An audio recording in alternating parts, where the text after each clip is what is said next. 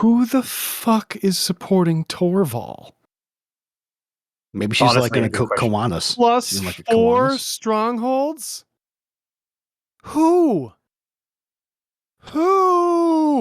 I think the Spider Queen had her little spiders crawl off of her neck cavity and out to infect some Ashling pilots, probably. The Empress has 0 new strongholds. Zemina Torval, her nontogenarian, like, weird aunt, got 4 more this week. I give up. I'll never understand it. While he rants about Torval, what system are you in, Baromir? God, I don't know. I have no idea. I'm logging into the game for the first time in a week. Give me a second. Okay, fair enough. Well, tell me when you know, because this is the 294th and for the 24th of July, 2025. 3311. And this is the Loose Screws Podcast.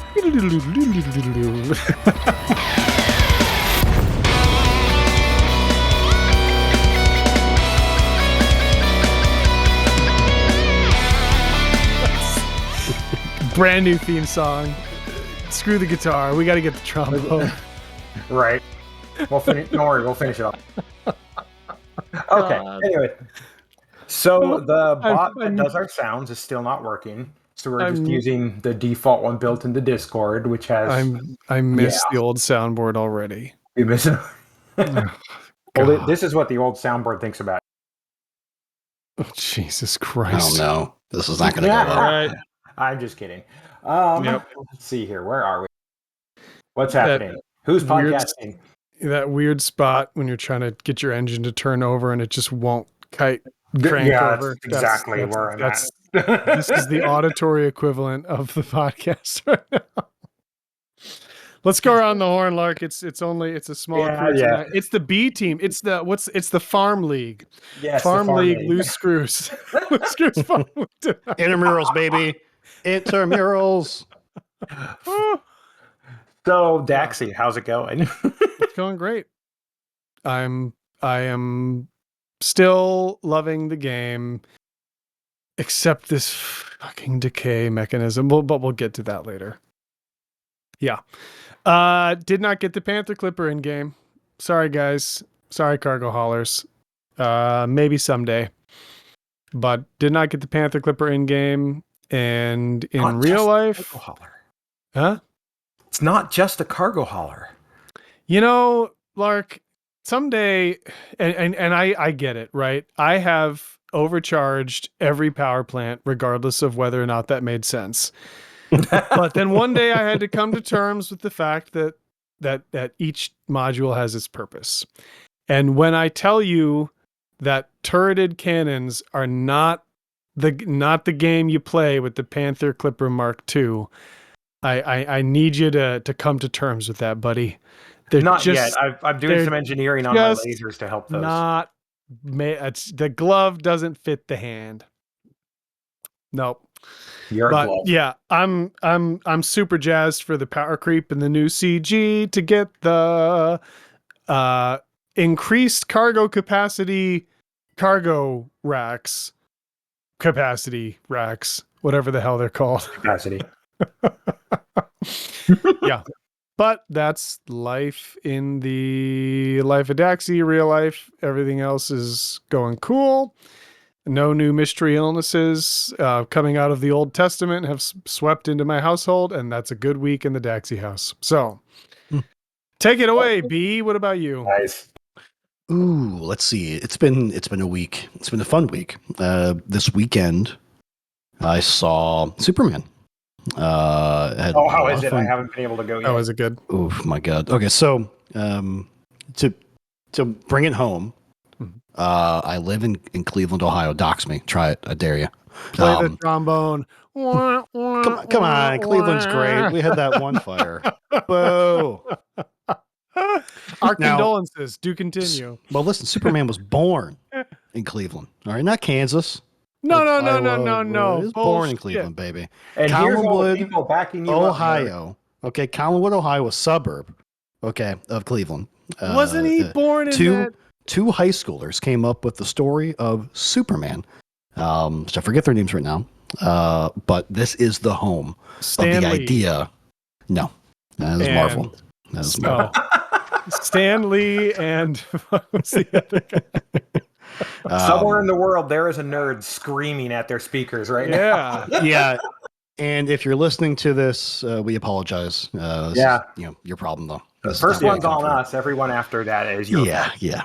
So because of this, James Gunn, who's the director and writer of this particular Superman film, wanted to film as much as possible in Cleveland. It also stands to reason that the reason Metropolis looks the way it does in your mind's eye right now, as I say Metropolis, is because we still have a lot of Art Deco architecture in Cleveland. That's that old style building. It looks like it's like retro future. Yeah. It's super cool. So like watching that movie, I would say there's a solid 15 minutes of that movie that takes place within a 5-minute walk. And there's probably 5 minutes of that movie that takes place within a 30-second walk of my apartment, where they actually shot it. So it's really cool to see my city. Like there's even a scene which you'll see if you watch the film, where there's like a dark corner alley, late at night, like a Deep Throat, right, type scene, right? That's your apartment. It's literally in front of my apartment. So dox me. That's right. They dox me. But it's literally right in front of my apartment, and then they go into the alleyway that's literally next to my apartment building. I won't give away any more. You saw part of it filmed, right? Yeah, I did. I actually saw the set dressers come up and spread more garbage around. I say more because there's already a fair amount, but spread more garbage around for that scene that they were filming in front of the place. And thought actually that they were probably going to leave the place better than when they found it. What a compliment. Some foreigner came to your town and said, you know what, despite the reputation, it's not quite trashy enough. Wow, what a backhanded compliment. I loved it. The movie was great. I saw it in IMAX 3D, and I definitely I recommend it to any even subtle nerd out there. You're gonna love this movie. Yeah, I had the weirdest experience of that because I'm not a big comic book guy at all, but I'm also a child of the 80s. So in the 80s, you watched whatever happened to be available on TV or VHS. I have seen the Christopher Reeve Superman when I was like 4 and 5 years old, probably, a dozen times. The use of that theme in the trailer for this one, waves of nostalgia. Dude, I got chills when I heard it in the trailer. Deep nostalgia. So I probably haven't seen that movie since I was 5, but it was like deep nostalgia. So that was very cool. And this is Superman. So we'll get this is Superman. This is not Zack Snyder's Superman. That's kind of dark and gritty. This is classic Superman. I'm the strongest man in the world, and I'm sad about it. Right. Yeah. Don't save me from this hurricane tornado, son, because then everybody will know that you're Superman. And I just have to die. Someone buy me a hoodie with an S on it. Yeah. And then just go lead your life without a dad. That's preferable to someone knowing you're Superman. Oh, Zach. Let's see. Other than that, lots of small things. Work's been absolutely nuts. I'm really to attend this recording, so I really slid into home base. So I'm happy I was able to make this recording. Safe. And I didn't play any Elite this week. Besides the single bounty contribution I needed to make to the CG. Other than that, I was enthralled by Medieval Dynasty, which was on sale during the automation sale on Steam. And I've been I've been growing cabbages. Nice. And some carrots here and there. But so I know you can respect farmers. That. You can just get a job as a farmer in real life and make money. I keep telling you guys this. So the best thing about that game, because I play that with Quasi is also playing it right now. And he's like the survival crafting game guy. Like he just loves that stuff. I love like automation games where I can like be a manager because that's I don't know why, but I just like to do that stuff during the day. I like to do that stuff at night. Together sometime. Oh my god, probably not. Yeah, that's been great fun.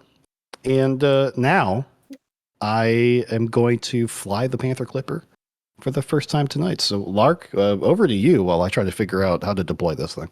Do they have the we'll get back Superman? to Baramir's thoughts on the Panther Clipper here shortly. Yeah. My life has actually not been bad at all. Yeah. Yeah, which is a nice change considering. Actually, my existence has been quite agreeable. Okay, I didn't say it that way. No. I'm just saying. Keep going. Keep going. Anyways, just working and being home and still getting the house into the shape we want it to be in instead of the shape it was in when we moved in. Are we talking like new curtains, new paint, or like new renovation? No, not new renovation yet. We didn't have the money for that. We thought about it though. Yeah. But like this last weekend, there was a little garden in the backyard that had some grapes growing on one side and some not raspberry bushes, but the raspberry like cane style plant that puts out little shoots instead of growing into a bush.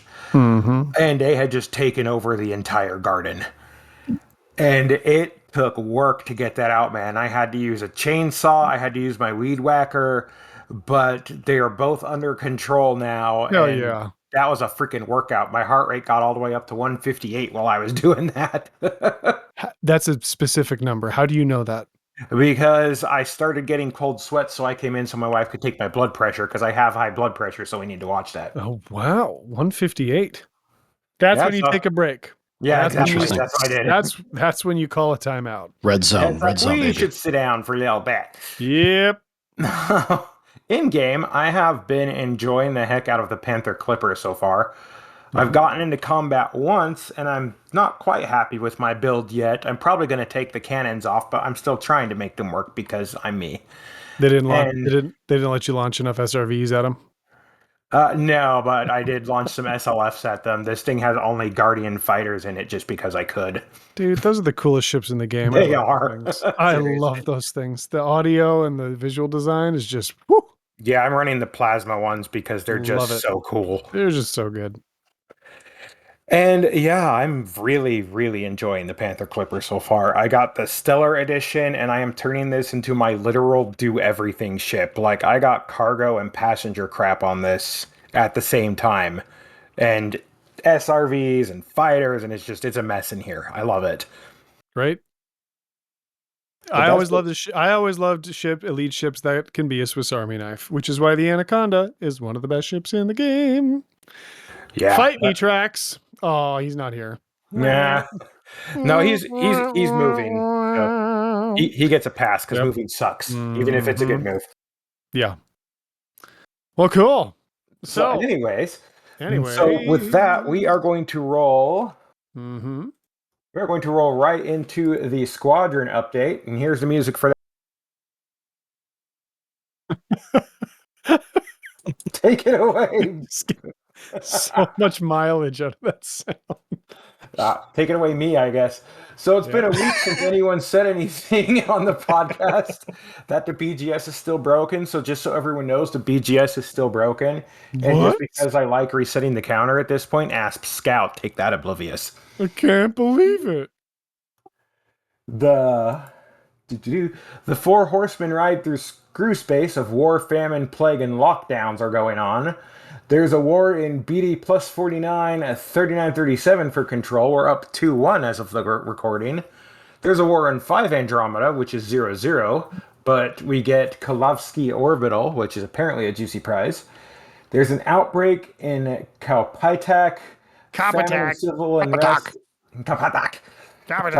Famine and civil unrest in Medzisti. I should just put this through a Klingon translator. Medzisti? That sounds like a Mediterranean like sauce. Yeah, it sounds like someone put too much basil. Medzisti. I love Medzisti on some like focaccia. It's great. Right? Anyways, and there's a lockdown in Miola of all places. It's so good. It's so tasty. Operation Keg Stand in FZ Andromedae has entered the undermining phase as Antal, and we're looking to push it into a boom state. I don't know why, but that's the orders. Ooh, we know why. But if Okay, the so BGS, we're sending mixed messages here. If the BGS is fucked, how are you pushing anything in any particular direction? Nobody, because we can change faction states still pretty easily within the BGS. It's just a question of if the server does.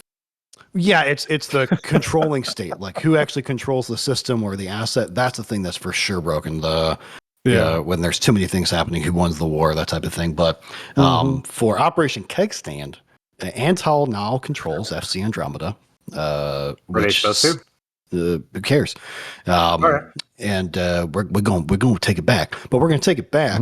By the way, against a new, freshly minted agreement between the two discords. So even more reason to take it back now. But we're going to push it into Boom State because Boom State gives us the possibility of bounty hunting scenarios, and we will not be hunting those bounties. We will be perpetrating those crimes that create those bounties, thus undermining the system much quicker than delivering loads of poop. But I don't know. I got this Panther Clipper now. I can probably deliver a fair amount of excrement. This is some 4D chess, gentlemen. So that's it. There you go. There's the secret. I've explained it all.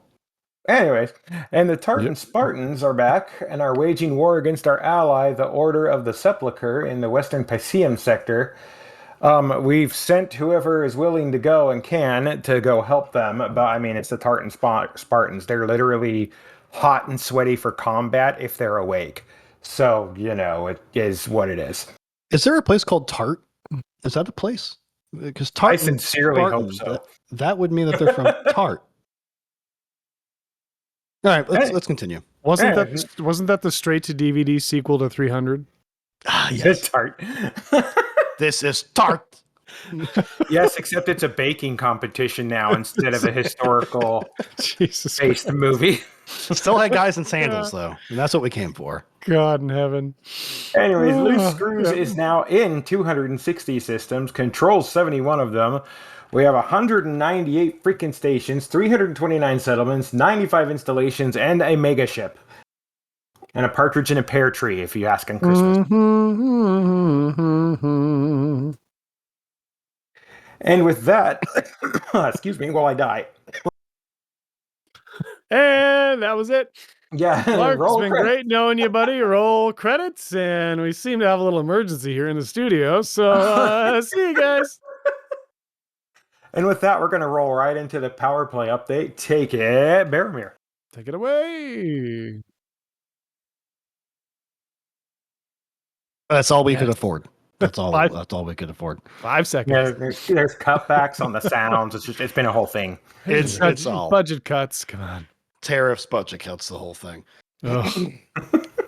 So I said it earlier, I'll say it now. There's not much for me to report, but I think we do have a little bit of discussion around some of the happenstance around power play, and we might go through the leaderboard. Why don't we do some discussion? Daxie, what do you got?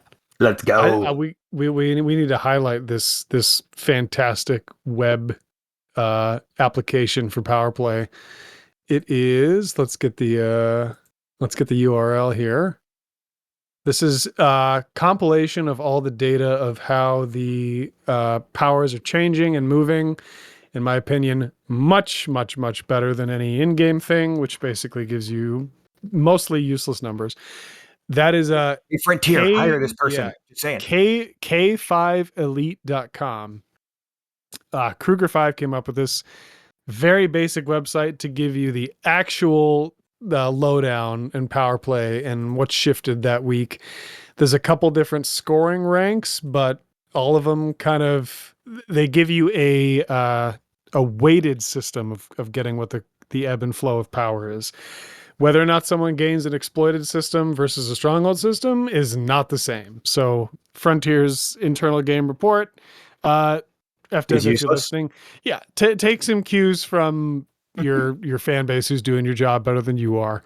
They have one of the systems has points. All that to say is the shift of merits around the galaxy is not summarized just by what the gains and losses are. That being said, you get this real nice, tight, concise summary every week. And it blows the mind how this week Torval adds 4 strongholds. And Somehow. I what the naive part of me wants to be like, oh, it's like it's bots, like it has to be, no one's playing Torval. But then in reality there's probably a vivid, lively, but albeit small Torval player base of people that I would never understand in a million years, and bless their hearts, they're probably really happy about this number. I, on the other hand, don't understand this number at all. But there is ebbs and flows still happening dynamically, and including the now added decay mechanism, which, when popping my little whack-a-mole head out and saying I didn't like it, was firmly swatted back down. But now that I've seen how it plays out, it's rough. It's really rough. If you're gonna have a stronghold system in the game, it's a job now. Just looking around the bubble, it's never going to drop below 25%. But if you did all the work to boost something up to full, you're losing 150,000 control points a week, basically. That's a lot of control points. That's just a lot. And I get that. Sorry. And I cannot argue. It provides like a focal point for effort. It provides some incentive. You can't just get your space set up and then go AFK. You can't pull a Daxi and go AFK and expect things to stay the same. But 150,000 control points in a week, if no one has time to play that week, that's a lot. So I guess the only consolation is it's across the board, right? But fuck, that's a lot of work to hold something at bay. So what it may mean, I mean, as it plays out, is a lot of decay and a lot of stuff sitting around 25% and it creating a lot of juicy targets for people. But it also means that anything you invested in is a long-term job. So no, don't you see? It'll decay all down to 25%, and then there'll be nothing but juicy targets, so it'll be target overload, so no one will do anything.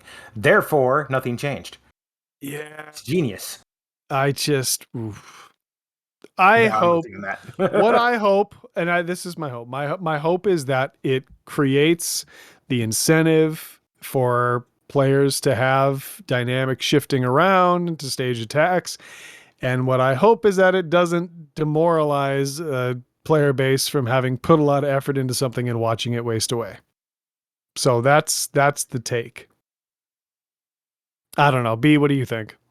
Yeah, I think there's something to the argument that, you know, we have limited time. Most of us are very, very much adults with, you know, lives. I would say a good children. 80 to maybe even 90% of the player base is just grown-ass adults. Yeah. So I certainly get putting in the effort and wanting to see it stick. But at the same point, if we don't have a dynamic power play map, we're just going to get power play 1 again. And to be fair, because of colonization, we have even less incentive to bump up against each other. Yeah, you can spread out.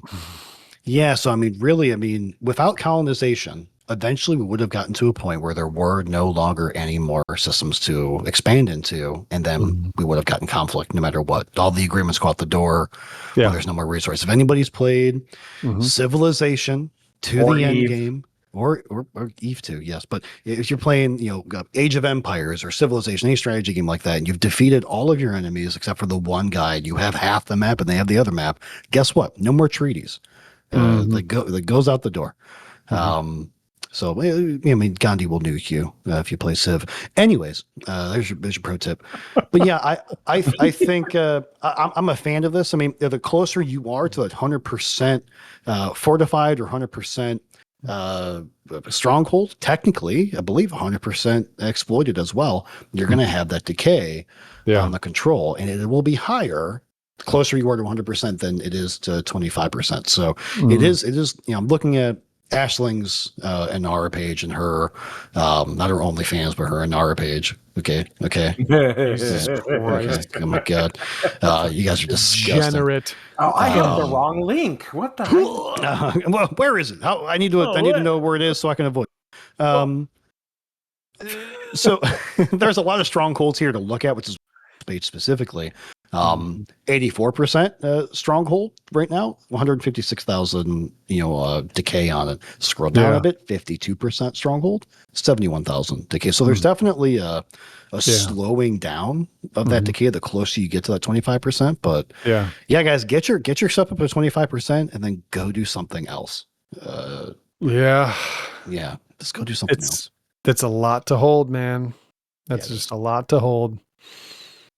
And I mean, what that means though is that if we find a nice, maybe orphaned stronghold that's supporting a lot of other systems, and it's at 25%. It's true. Knock it down to fortified. That juicy Lego to kick over, holding the rest of the building up. Exactly, and so that creates some opportunities for that. So, well, a couple more. Oh, sorry. You go ahead. No, that was it. Clearly, Petraeus is having issues with that. Go ahead. Maybe silver lining is it does a little softening up of some archer targets around Screwspace, so we can just strategically strike. I'm into that. Hear that, Arch? We haven't forgotten. He doesn't care. No, not even a little bit. Anyway. But they cared once they paved their face in, and now they don't care anymore. Well, I take a lot of heart, at least by Kruger 5's metric. Your boy, Young Rui, was first this week. Woo! Total change of 17 points via 24 fortifieds and 3 strongholds. So, Corpo Daddy, our business partner of relationship, frat bro of pure convenience, not subordinates, is still doing well. So big ups to Lee. And that is the power play report. Yeah, I think any strategic plans and anything got to wait a few more weeks to see how things shake out. It hasn't quite leveled off with the decay edition yet. We don't do strategy. Yeah, we don't do strategy around here. No. Well, some of us do strategy. The rest of us are just aimlessly milling about. Oh, I mean, the Bumber is still sitting firmly comfortably at exploited. So in the aftermath of the Great War, we still have that asset. Good gosh, that was fun though. Number. It's so number. Yep. One additional comment on K5's site: if you're out there and you happen to be an Elite Dangerous fan and a Formula One fan, he does have the interval and the leader breakdown, so you can see that Lee Young Rui is 9/10 in points away from Mahan right now, or you can see that Lee Young Rui is 9.5 points away from Aisling Duval. So I'm a nerd. I like that stuff. I think that's a really cool comparison to have. Mahon's got a lot of support too. Yeah, keep it up, K5. Keep it up. Yeah. Noise.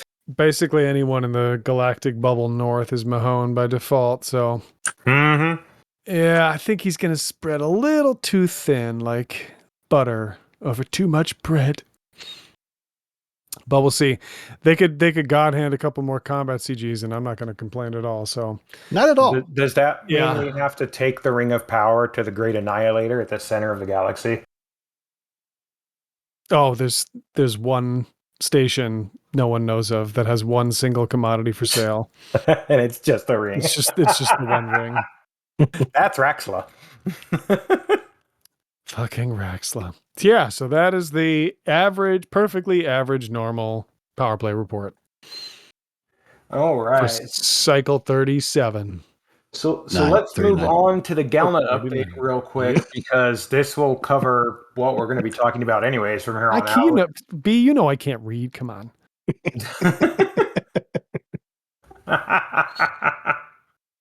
Sorry, that reminds me of this meme. There's a game called Project Zomboid. It's a survival crafter, really fun and intense one.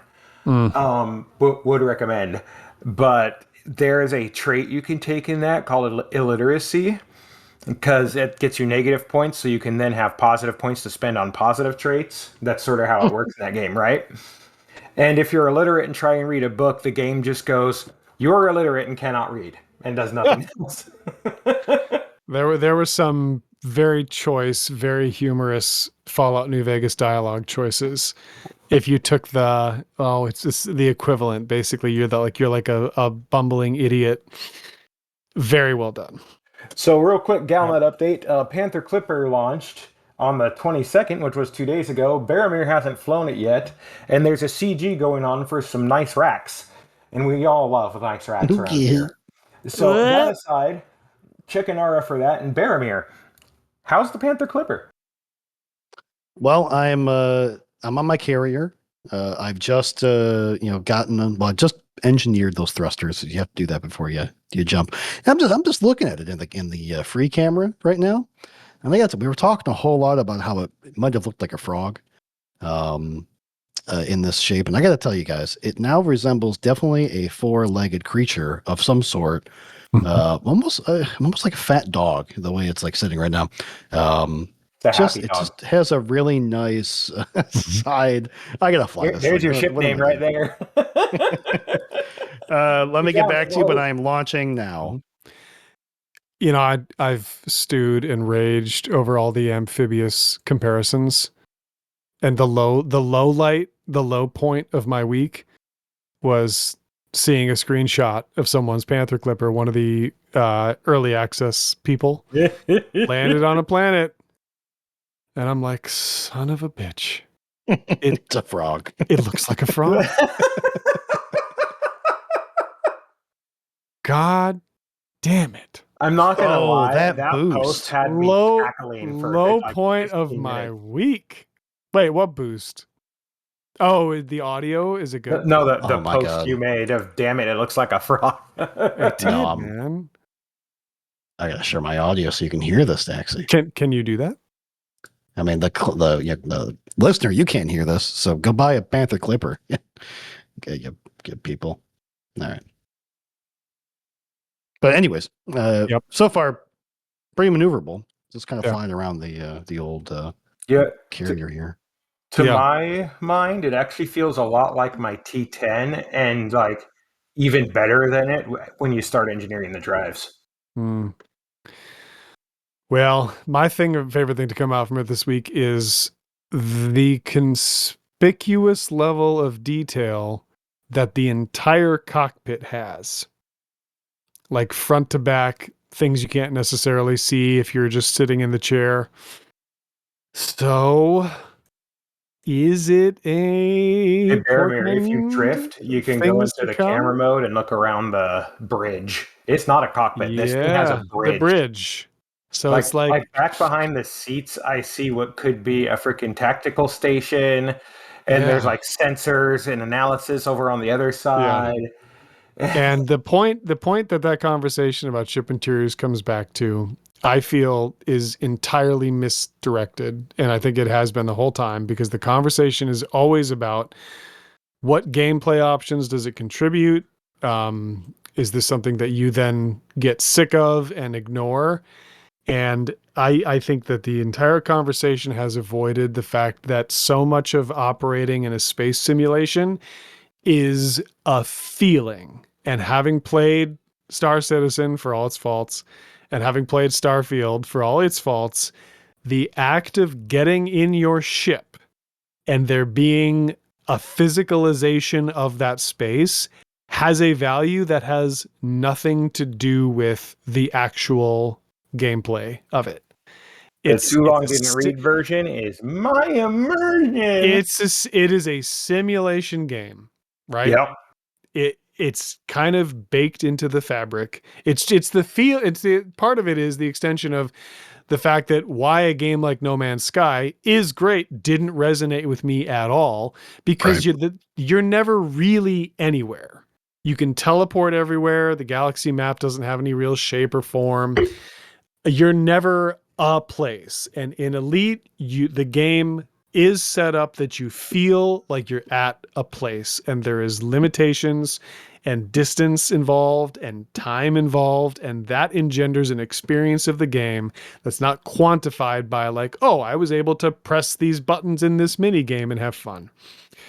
So I just never felt that conversation got the due that it was deserved, that if Frontier's investing money in ship interiors, it's not how many hours of gameplay are you getting out of this for the time invested. It's how much of a feeling have you given this experience that's going to like create, it's like I said, like I've used that phrase before. There's mortar between the bricks of the game, and mortar is what holds a house together. It's not the bricks. The bricks provide the structure. The mortar holds it together. That's the mortar of like, ooh, like there's been times in the game that you've had this experience that keeps you in it. And it wasn't like, oh, I got 2.5 more hours of gameplay out of this. It's not that at all. So that doesn't I get that doesn't go over in a budgetary meeting, and you can't sit down with some financial analyst and be like, oh, well, quarterly, this will generate blah, blah, blah, blah, blah engagement. But if you're putting the time to make the bridge of the Panther Clipper something to be experienced, maybe down the road, it's something we can experience. So have you guys watched the Burrs video on ship interiors yet? I haven't seen it. I did. And I made the joke because everyone's like, ship interiors when? And I was like, it's the wrong question. We need to say ship interiors who? And then Bloom was like, ship interiors why? And I put my favorite joke from the entire Avengers series when that stupid guy Drax, Why is Gamora? Who is Gamora? I'll do you one better. Why is Gamora? I laughed my ass off at that joke so hard. And I can't even explain why I find it so funny, but it was one of my favorite jokes. Yeah, or maybe they're just up in their game visually, because the other thing is the whole scale of the ships and whether or not the ramps make sense or whether or not the ramps you can actually walk up. And I hate to say it, but even if they didn't do an interior, but you just walked up the ramp of your ship and you pressed the button to get in the cockpit at the door instead of this arbitrary blue ring of light. The door and back, I'd be okay with that. It would add something to the experience. So if you got in the business of creating a simulation instead of an arcade game, I feel that there's things like that are just part and parcel, and your customer base showed up to this game because that's something that resonates. So I know it may never get anywhere, but I just see these new line of ships and I know the excitement that they can create. And I know that it's not always just quantifiable in the numbers that you get. So that's the hope and the prayer and whatever. But I want that trend to continue. And if, as we've seen, Power Play, Vanguards, they're revamping these currently existing assets, I'm like, the ships are already in the game. If you invest a little more into the structure of the ships, maybe at the end of the day, it's a hell of a lot less than creating some new gameplay loop. Maybe we're mostly happy with the structure that we've been given, and that's a way for you to flesh it out more. I honestly think we are, and I think fleshing it out more would actually be a good direction, to be honest. Oh, yeah. We got the cutting tool with Odyssey, and I was super excited because there's that little tag that lets you know what mode it's in. There is only one mode. So I was like, oh shoot, what if we get like a salvage mode or blah blah blah, right? Well, it's in the game, but they don't have to make a new thing. They could just flesh that out a little more. Yeah, so there's a ton of that. There's a ton of that. I think that the interiors can be a money play. How many people would buy an additional DLC? Because I mean, think about the DLCs to date. They were pretty simple in their sales pitch. Hey, now you can get out of your ship and land on a planet. Hey, now you can get out of your SRV and walk on a planet. I don't think anyone really cared about the combat or the stuff that maybe came with the SRV. Maybe some of it, of course, but really give us another way to experience the game, and we're more than happy to shell out the clams for it. For sure. And I've said this. I think I've said this forever. Like, take my Viper Mark IV for example. The cockpit of that is tiny, right? If I walked up the ramp on that to tiny little hatch in there and crawled in, it would just put me right behind the seat. So everyone would be like, "Oh well, what's the point?" Yeah.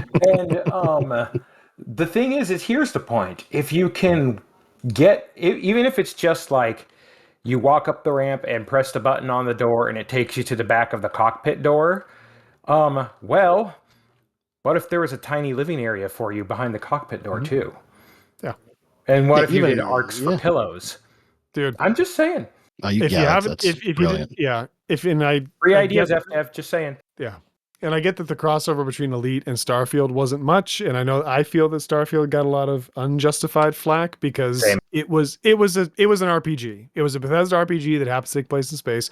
But Mhm. they solved this. When you run up on your ship, they give you 2 buttons to press. One puts you in the seat of the cockpit.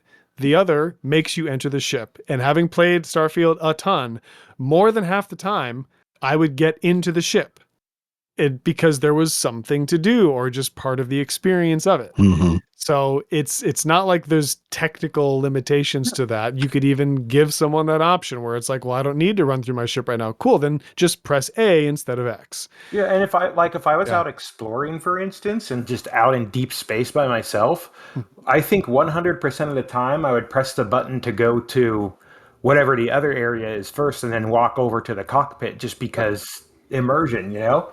And I don't know why they haven't done it, but if they're looking for sources of revenue, which the early access to ship provides, if you gave ship interiors, even Arcs limited, and made them fully customizable for arcs, they're printing money.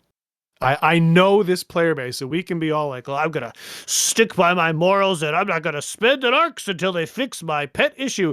Dude, if you told me that they gave Have you, fun with that. if they have fun, they give you bedspread and a nice desk. Dude, if and they some pillows. if they let you put a bong in the helm of your fleet carrier interior, half the player base is going to buy that just for the laugh. So they have buy it for ways. the memes.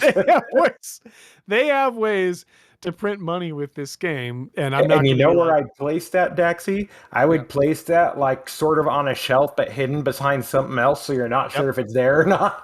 Yeah, if you made the coffee cups and the machine customizable in the Crate Mark II, people are giving you money. Or any of the federal ships, because all of those have one left and have right. all our no arcs till this is fixed. Yeah, right, buddy. You know, as soon as they dangle that thing in front of you, you're gonna drop you're gonna drop your wallet for some arcs. Okay, you know what I'm gonna do? I'm gonna buy the arcs and do something else Yep. till the other thing's fixed, like a normal person. They are, thank God, avoiding a subscription model to keep the money coming into this game that they need to keep investing into it. And I'm like, you got options, baby. So just keep it up. If it's just continually new ships and then the early access to them, I hate to say it, but eventually you kind of dilute the pool. You'll have enough new ships that it's like, okay, we get it. Like, we can only have so much power creep. So I'm just going to keep dreaming and maybe keep getting disappointed, but such is life. Indeedy do. Yeah, I mean, we play even having so think about, we've got the Trailblazers expansion update coming out pretty soon ish, this summer ish. It's August, I don't know.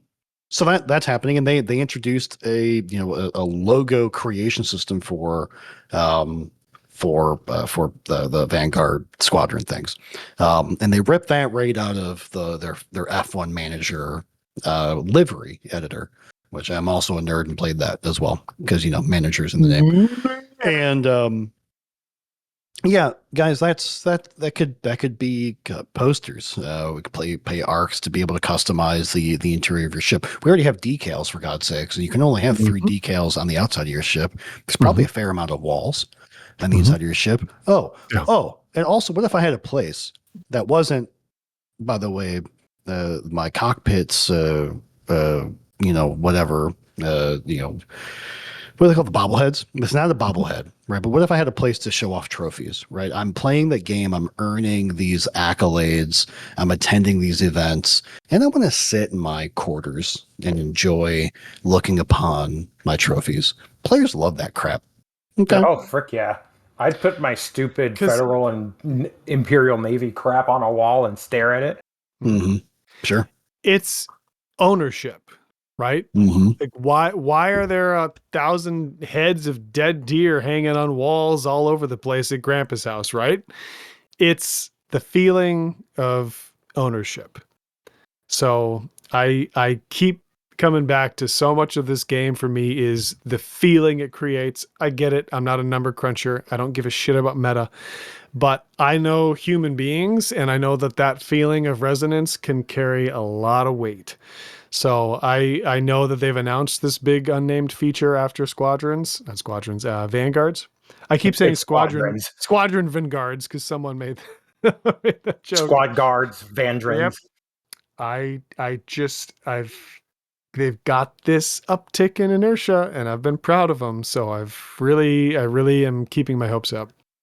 Yeah, I'm not gonna lie. I've been buying arcs like crazy, just because I was engineering my Mandy before the Panther Clipper 2 came out, and I was changing the paint, and I was like, oh wait, there's new ship kits, and I started looking at them, and then like a minute and a half later, I was buying arcs so I could get them both and mix and match.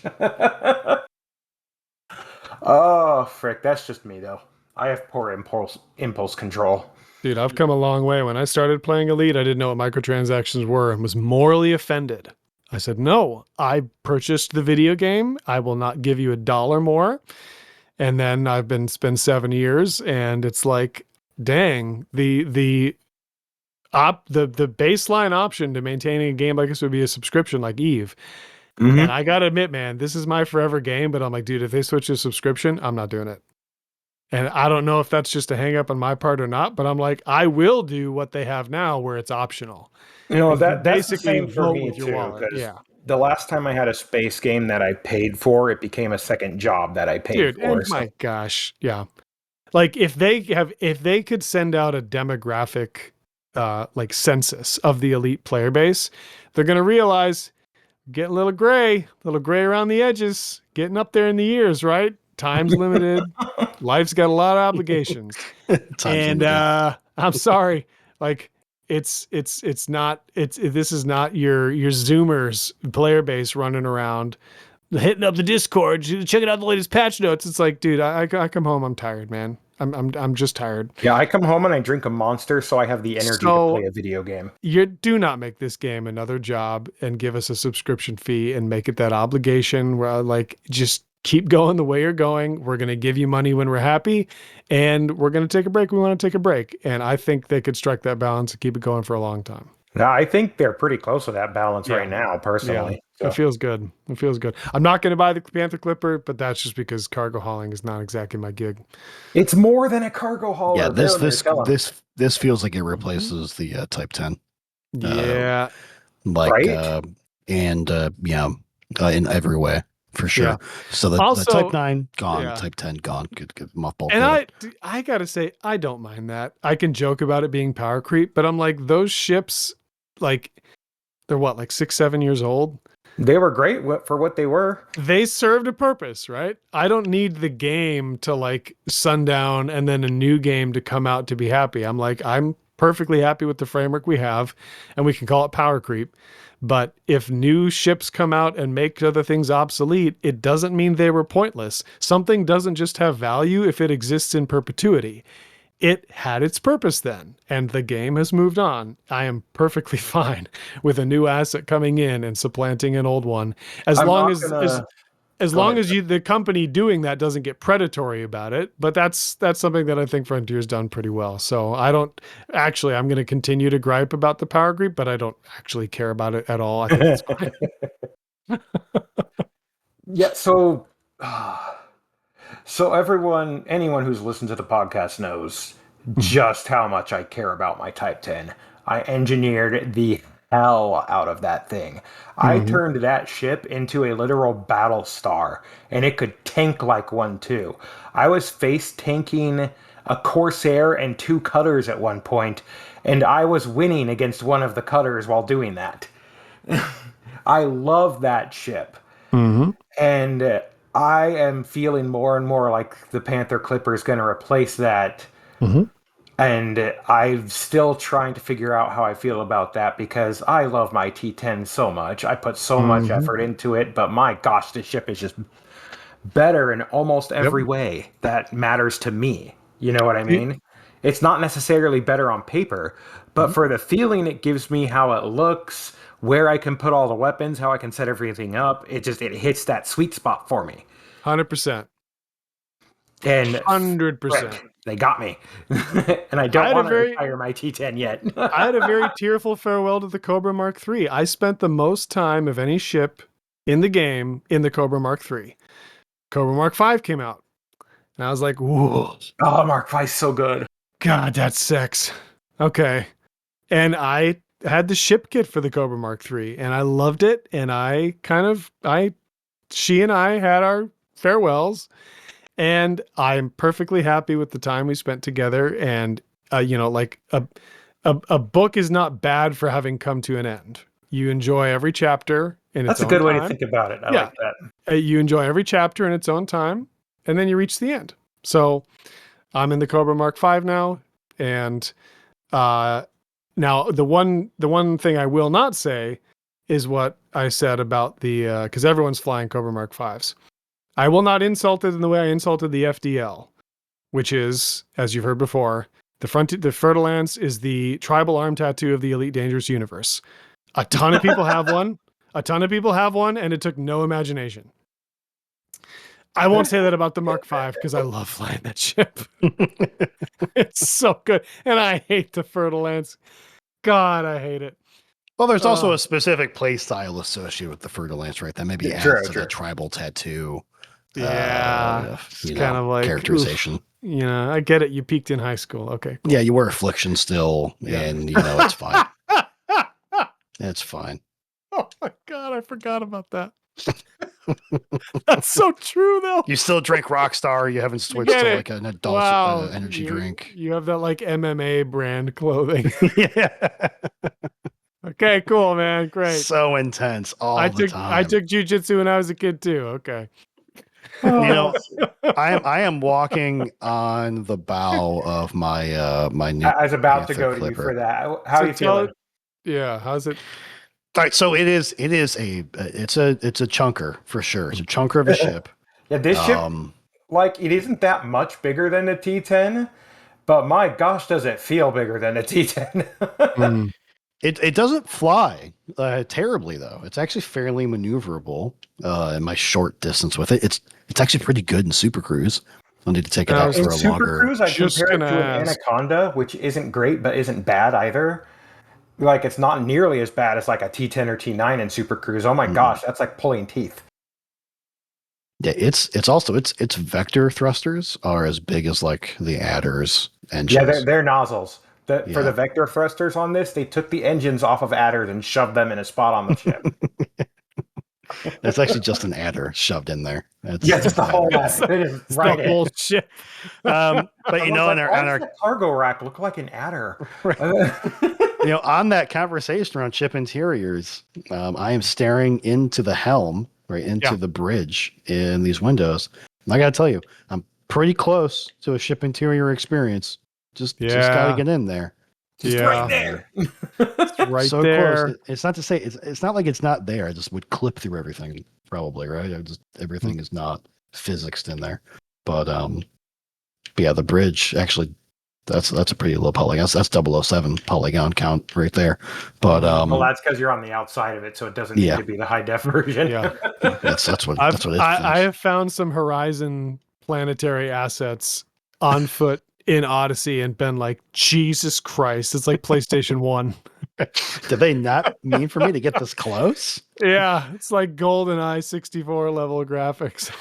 Wow. That is so far down the list at this point that I don't even think they realize it's there. I don't care. And I don't care. They got more on their plate. But yeah, who knows? I mean, is it going to be another ship after this? They've set such a high bar. What are we going to do? Oh, we need another large combat ship.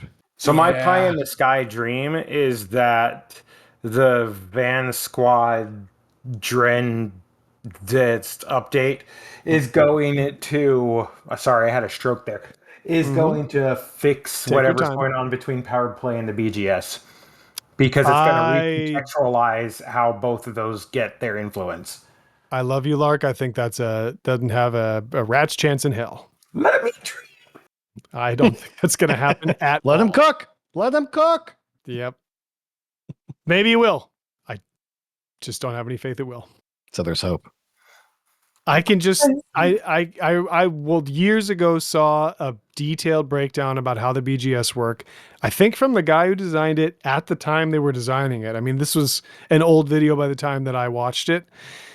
Unless that guy still works there, man. Fuck. It's just don't know. They could bring him back.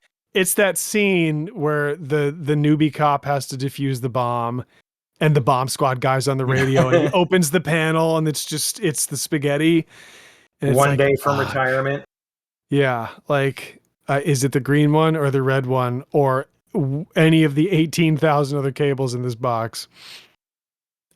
Dude, I hate to say it, man, but BGS is old hat. No, BGS is yesterday's news, man. It's power play, merits, control points. At this point, BGS is a means to an end.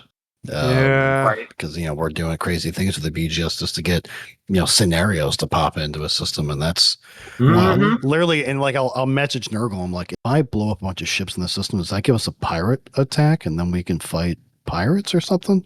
He was like, no, don't do that. It's amazing what these guys still know and still can operate with. There's so many rules of BGS. But since we're on the it's like finding Obi-Wan Kenobi in the desert. There's this old hermit.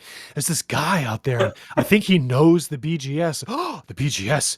They haven't spoken of that since the dark times. That's a name I haven't heard in a very long time. Yeah, and it's like, have you ever heard of Nurgle? He's like, of course I have. That's me. That's a name I haven't heard in a long time. For Nurgle and Oblivious, I'm going to say thanks, man. Your father and I did the BGS together for many years. He was the best influence gainer in the galaxy. Before he turned to the power play. Lark, you mentioned a CG earlier based on the Galnet news. Panther Clipper enters service, Trailblazer resupply calls. Do we want to get into that a little bit and describe maybe what is going on in this CG? So some corporation, I think it's Brewer, I can't remember, had a new hauling CG to restock their Trailblazer megaship. They want titanium, aluminum, not aluminium, ya limey fecks, CMM composites, steel, and all of it gets delivered to Starlay Station in Minerva at 10 times the galactic average price. Holy crap, I need to get in on that. Okay, that's actually pretty great. Yeah, for your participation, you get the red metallic Brewer sticker. I have the gold one, but the red one would be cool. You also get what Trax describes as non-Euclidean cargo racks. It's an engineered Class 5 and Class 6 cargo rack that are bigger on the inside than they are on the outside. Well, this is a game coming out of England, and we've all seen Harry Potter. There's a your mom joke there, but I'm not going to make it. Yeah, pre-engineered with increased cargo capacity. Listen, they need to stop using the term pre-engineered if they're applying because it's not engineering. It's not. We can't do that. Magic. You've applied this isn't magic. Pre-engineered. Yeah. This is pre-spell casted on it. Yeah, pre-enchanted. That's sort of a. It's a charm. It's a charm. Pre-God handed, like the pre-engineered. Get out of here. It's a cargo rack of holding. Yeah. That's a classic D&D. That's good. Oh, that was a Dungeons and Dragons joke. I got that one actually. That was good. Took you a minute. Took me a minute. Yeah, you get the red metallic Brewer decal. It sounds like one contribution. This is again one of those one contribution type deals.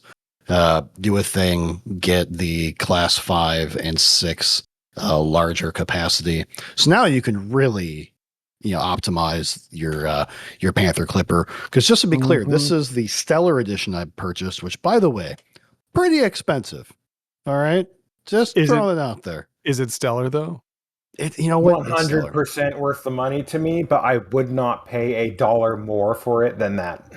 That was I was just trying to do the quick moves with 38,000 arcs. So what's that, like $26, something like that? $22? Is that the right math? I don't know. It's closer to $30, but yeah. Okay. Like it's still worth it, absolutely worth it to me, but I don't think I would pay any more than that. At that point I would just wait. Yeah. It got dangerously close to that. They found the line. You did it. Good job, guys. Yep. So the Stellar Edition comes pretty much like 1,040 with like 1,036 cargo capacity, and I've done nothing besides engineer the thrusters. Well, here's what I love about the Stellar Edition is because basically everything except some of the stuff I changed out was deployed. My rebuy cost on my Panther Clipper is $4.2 million. That's it. I feel like that's cheating, but I also think it's hysterical. rookie numbers. Well, there's a reference. The rebuy on my fully engineered Type 10 is 36 or 38 million. I think Chig's is 42, so it can get up there with these big ships. Yep. Mm-hmm. Yeah, we were comparing that. Yeah. We don't know what the credits look like. I don't think they were ever physicalized in the game. But if we did, we could AI up a picture of Chig, like smoking rolled up credits because he's got so many they mean nothing to him. His bed is made out of crisps. Adding Boobtron to this conversation. Go ahead and make that happen for us, Boobtron, and throw that in the chat. Get that shit in the chat. Just sliding that into his DMs. Yeah. Yeah, but the previous CG, the one with the combat, perfect case in point about them dovetailing the right gameplay with the right gameplay assets from Power Play, because I did all that combat I didn't spend a dime because of the subsidized rebuy from the Power, because it was freaking awesome. Getting killed by players. I swear I had a round that was like CQC, just kept flying out, blowing up, going out and fighting the same people, orbiting the same station.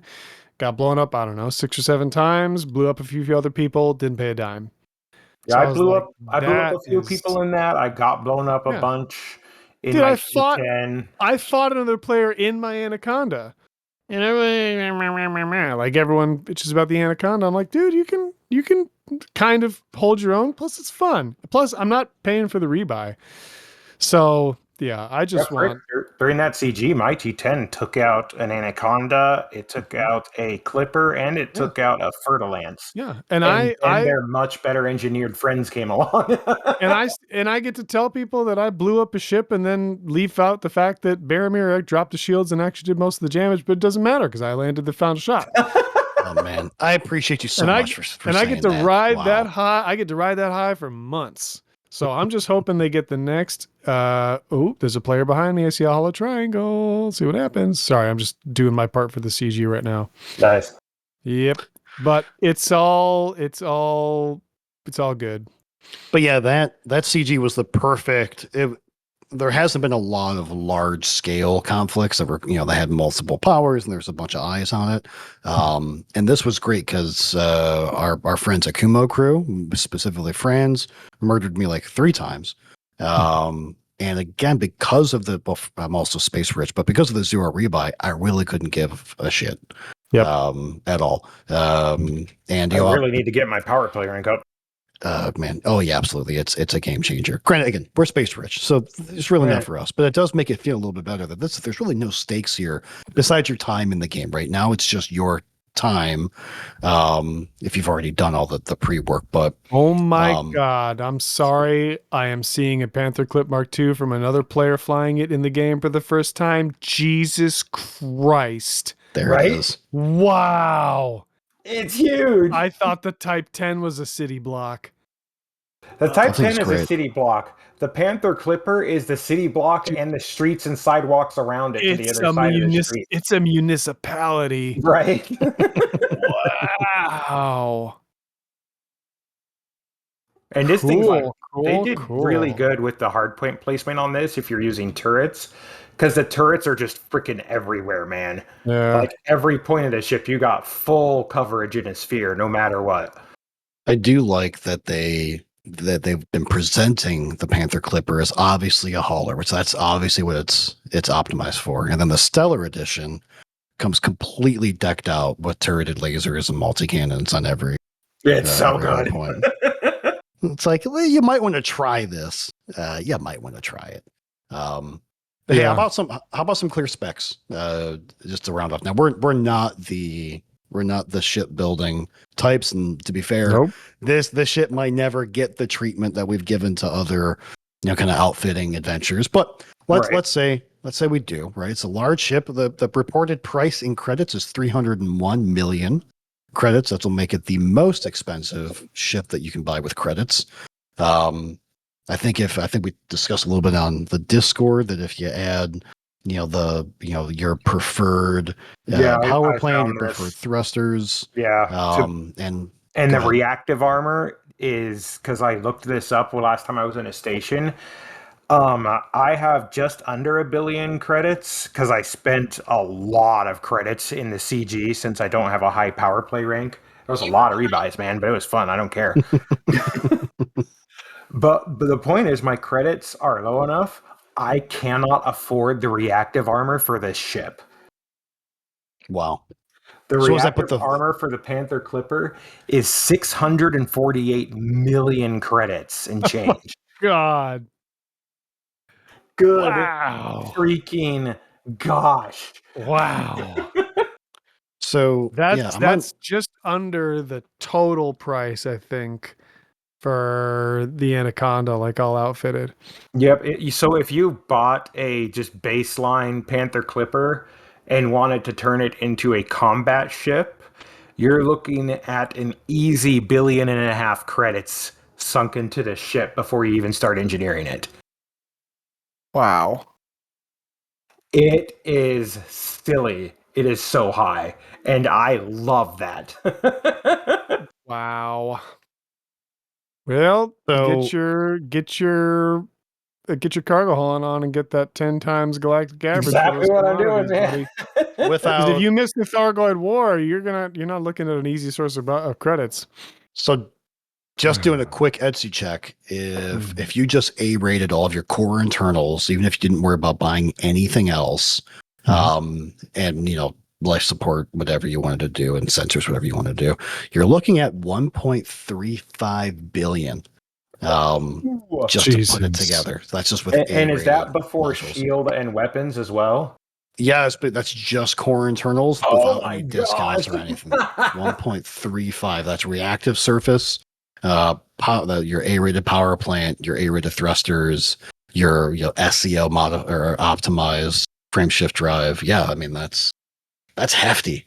Jesus, you look, even Chig's starting to sweat. Right. Chig's gonna come on next week and be like, yeah, so I bought and engineered like 5 of these and I still have 12 billion credits. It's like, but you can't use them in CQC. It's just, a fucking frontier. That would actually be fun, having all laser loadout Panther Clipper versus an entire CQC lobby. Is it 9 hard points? It is 10. 10. Because the Type 10 doesn't have 10 hard points. Oh yeah, there was the rub. Yeah, they could have added one small just for the sake of consistency. Come on, guys. All right, just comparing it to some other ships, I'm just kind of sorting in the Etsy table just to give an idea. Just straight up, this is anecdotally, I've only got the G4 dirty drives on there without drag, and I'm getting way above what I would expect to get boost wise at this point. I have mine G2'd on my Panther Clipper because that's all I had the mats for. I'm out getting mats, and it's already boosting faster than my Type 10 ever did. Yeah, just doing a quick boost right now, I'm getting 350, 375. Wow. For a big boy, we know that's way faster than the Type 10. That thing coming at you at 400 meters a second. Oh, Lordy coming. Oh, Lordy coming. You coming. You get how the dinosaurs felt when that meteor made them go extinct. I imagine my that's what I God. looked like coming down into Blackhide when I was going to engineer my pulse lasers on this. Now, Lark, you Ooh-wee. pointed this out. The armor hardness rating, right, Yeah, is so this is the interesting thing. So I keep comparing this to the Type 10 because let's face it, this is a more direct cross to the Type 10 and Type 9 than any of the other large ships. And the Type 10's armor hardness is 75. It's the highest in the game. It has the best armor. period. The armor hardness of the Panther Clipper is 70, Mm-hmm. which is interesting because that puts it in line with, I believe, the Corvette, the Cutter, and the Conda. Or is the Conda 65? The Conda's a little bit lower, 65. But Type- the Mark II, the Fer-de-Lance, or the Python Mark II, the Fer-de-Lance, the Cutter, the Corvette. So it doesn't have the best armor, Nope. but it Type 10 has is good armor. in-game lore. Type 10 is a combat ship, Mm-hmm. specifically Absolutely. anti-Xeno, but we'll just forget that. I actually used that during the Thargoid War. It was freaking hysterical. I know you did. Yeah, you did. Worth. Yeah. I think the only, just quick side tangent, I think the only anti-Xeno large ship combat that's worth it is the Hexashard Cutter. The Hexashard. God, I saw that one was of those once in just- during the war. That was mine, dude. I bought the ship Yep. kit for it. I bought the pirate ship kit for that. So much fun. So grossly impractical. I was Did you- watching the freaking Interceptor, and just suddenly it was just Yeah. flashing You give with lights and interceptors. explosions, and then a cutter went by. You give interceptors in one round, and you're at like 800% heat with the salvation shards.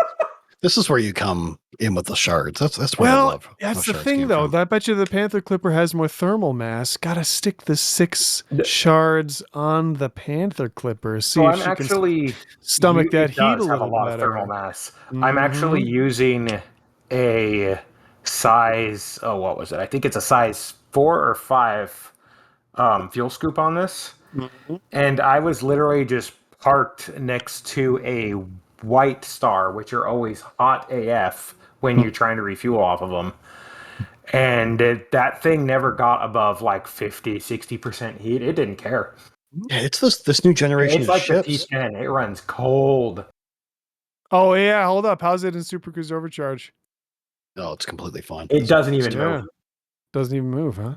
Well, I mean, it moves fast, but it doesn't like Yeah. wobble. Well, I mean, Well, the Type 10 barely moves, and Yeah, I barely you know, noticed the it's- SCO in the Type yeah, 10. the Type too. 10 I'm not barely gonna moves in lie. normal space, man. Oh. Speaking of Super Cruise Overcharge, which I'm going to just press it and see how long it takes to drain my fuel tank. Did you just suddenly remember something, or did like a cat bite you? That No, I was reacting to We went- your side comment about the Type 10.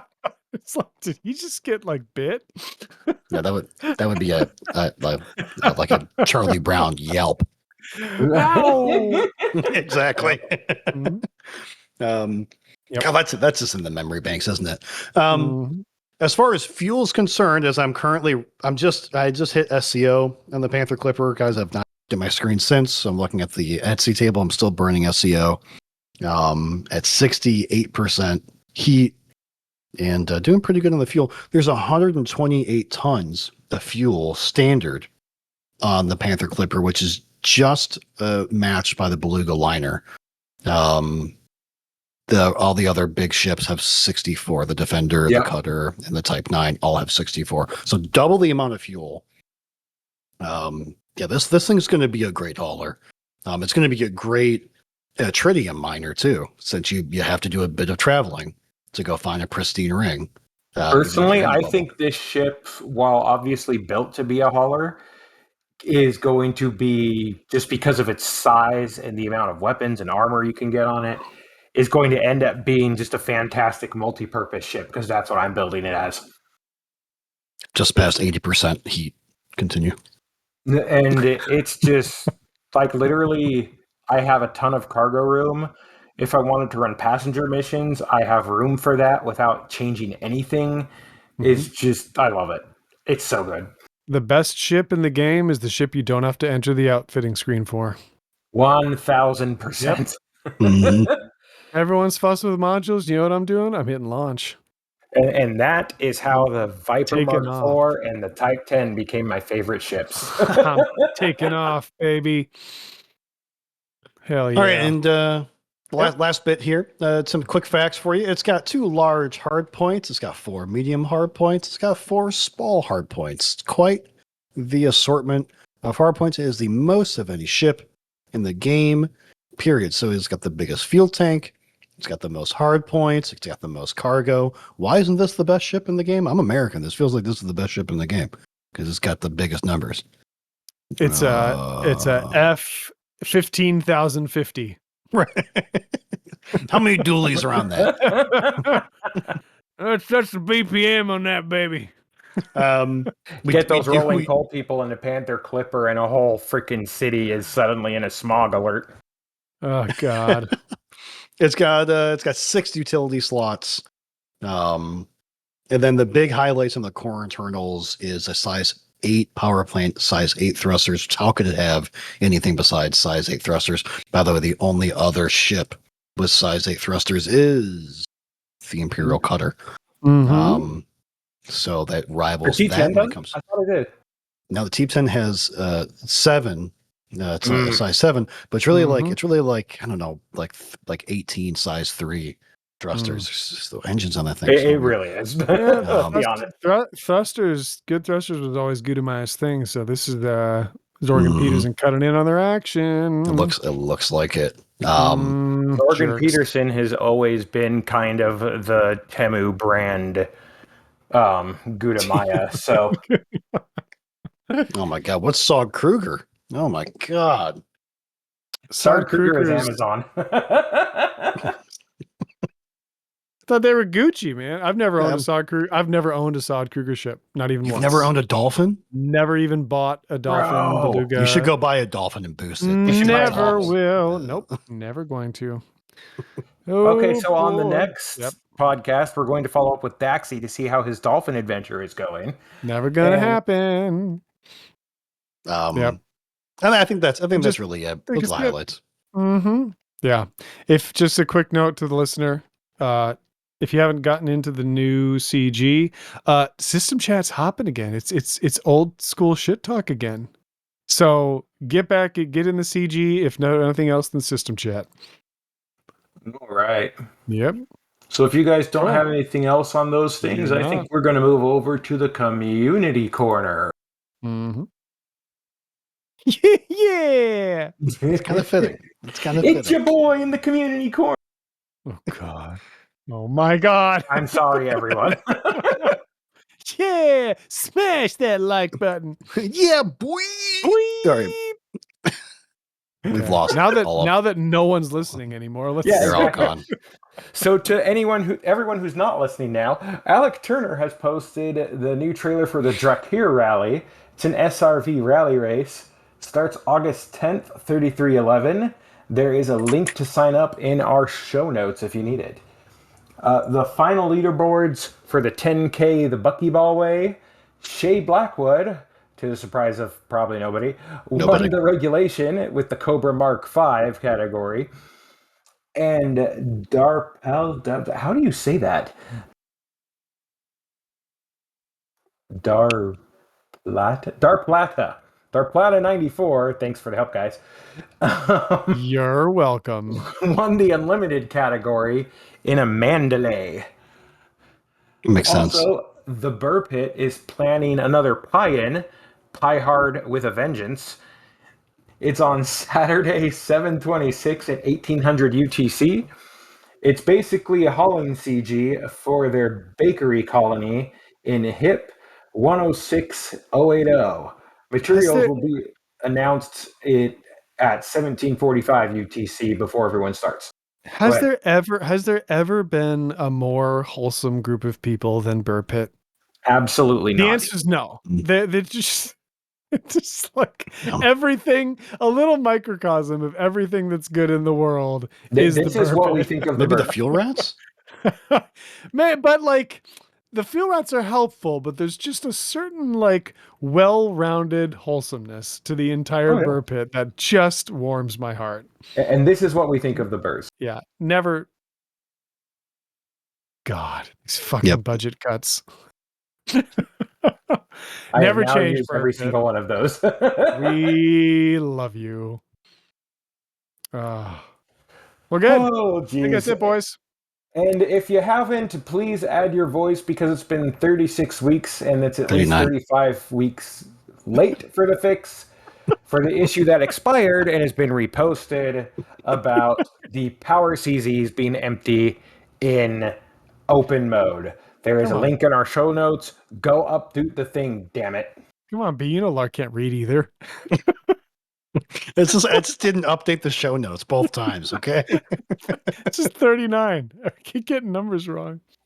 All right. We're 39 weeks in, which is 35 weeks late. Yep. Well, all right, everybody, go buy the Panther Clipper whenever you want to and boost it. All right. Say bye, everyone. Bye, everybody. Bye, everyone. Love you guys. Wow, wow, wow. Don't buy the Panther Clipper. Don't buy it.